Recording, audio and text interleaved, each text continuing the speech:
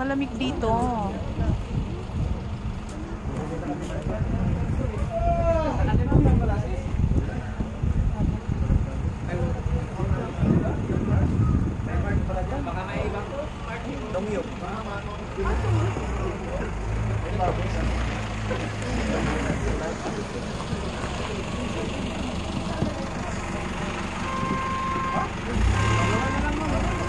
Ayan po ang aming service. Bukas siya babalik ng 4 o'clock. So, ano siya, mga 2 o'clock, mga 2:30 yan. Bye-bye po. Ito po ang aming penthouse. Yan. Di ba, lamig dito, Joy? Wala kang ano?